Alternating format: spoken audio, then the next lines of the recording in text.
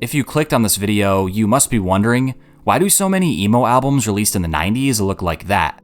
You know, the wheat-colored jacket with very minimal design. Some of the most revered bands of second wave emo, such as Indian Summer, as you can see in the thumbnail, and Hoover both use this same style of artwork. These are just two examples, but there are many, many others. Well, there's actually a specific reason and story as to why so many of these album covers have that distinct style.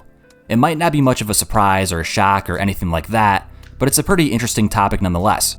I was actually inspired to make this video after seeing a thread on the emo subreddit in which a user asked the same question. After reading through the plethora of funny responses, I thought to myself, hey, this could make for a fun video. So, why do so many emo albums that came out in the 90s look like that? Let's get into it.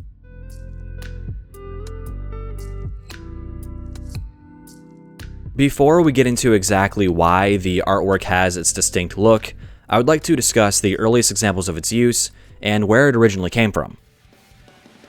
After all the research I've done, I've concluded that everything really began with heroin, not the drug, the band.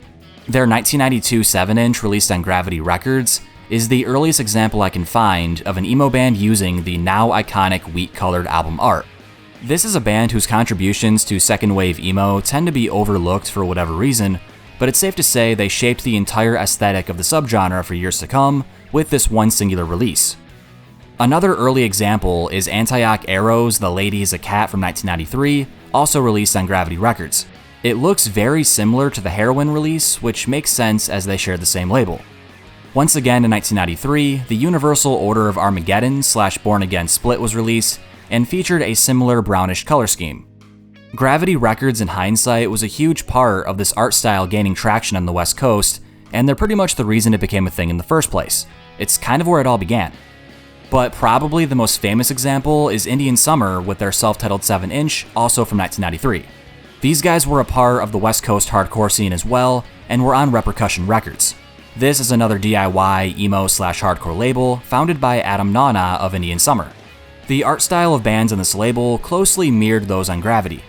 So basically, the style quickly spread throughout the broader West Coast, was embraced with open arms by many bands within the scene, and here we are today. Now that we've gone over the earliest examples of this art style being used and the West Coast indie labels that started it, the big question now is, why does it look like that?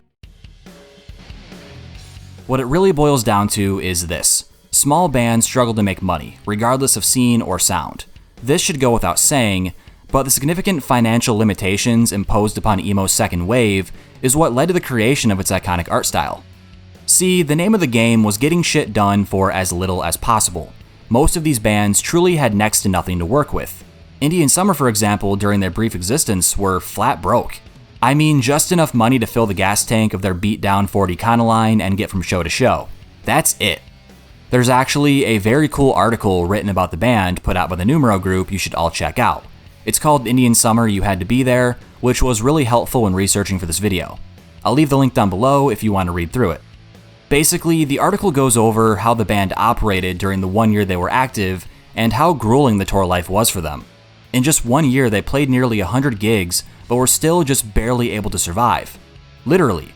By the end of their self-declared celebrated summer of non-stop touring around the US in 1994, drummer Iad had lost 20 pounds and was borderline emaciated from lack of food. This is exactly why most of these early emo bands broke up after only a year or two. It was complete and utter chaos with absolutely no stability.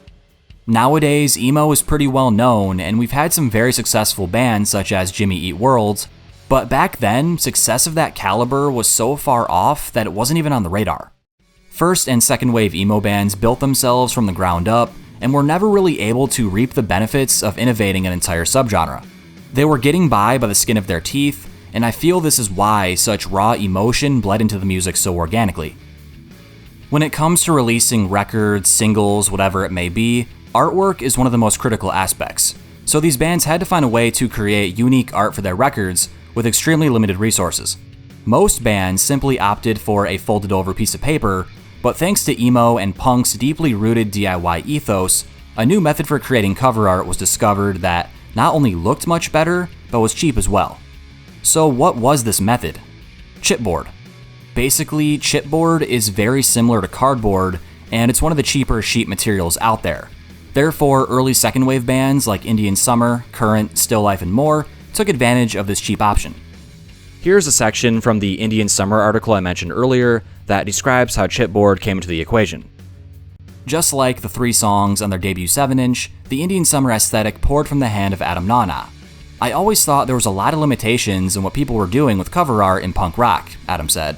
I didn't want to make another 7-inch with a folded over piece of paper as the cover.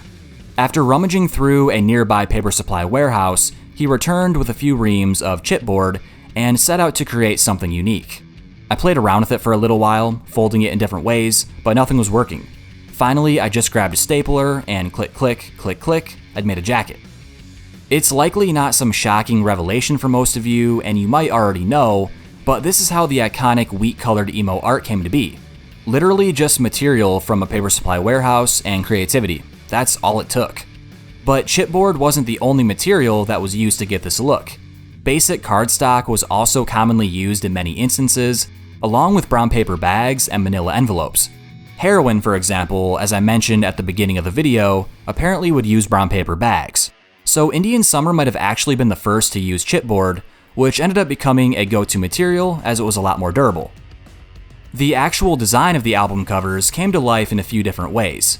In Indian Summer's case, they simply put a stick in a Xerox machine and boom, iconic artwork.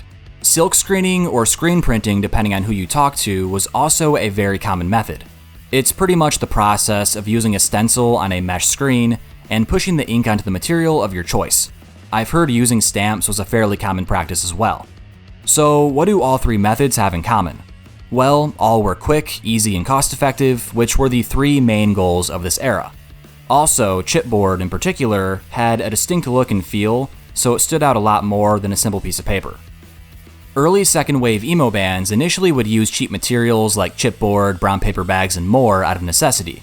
But as the decade went on, this art style became forever attached to emo when newer bands began using the style for aesthetic purposes. For example, the band I Hate Myself didn't emerge until 1997, and they would use chipboard for album art as well, inspired by the bands that came before them. By the end of the decade, what was born out of financial limitations simply became an aesthetic choice for emo/scrams, which was bound to happen, and I'm glad it did. Because nowadays, the style of album art is almost exclusively associated with 90s emo, and it really helps solidify the subgenre as its own distinct thing. Second wave emo is largely the most unique and exciting era of emo for not only this reason, but many others too. They did what they could with what little they had and laid the foundation for generations of bands to come. Aesthetically speaking, chipboard/cardstock album art has this dingy quality to it that perfectly aligns with the rawness of this genre. It looks cool as hell too, and some truly monumental releases use this type of art. Here are some of my personal favorites listed in no particular order. American Woodworking by Policy of 3, Days Slipping By The Pine, Untitled by I Hate Myself, Don Martin 3, Moonraker, Hope Springs Eternal Split, Still Life Evergreen Split, Jerome's Dream July Split, Giving Birth to Thunder compilation by Indian Summer, and not exactly emo, but Engine Takes to Water by June of 44 is pretty great as well. All of these releases you should definitely check out if you haven't already. Anyway, with that, we've reached the end of the video. If you enjoyed, please be sure to leave a like, comment, and subscribe. It's always appreciated. If there's enough interest, I might make a complete emo retrospective video or something like that in the future. Seems like it could be fun, but we'll see. Anyway, I'll see you all later. Take care.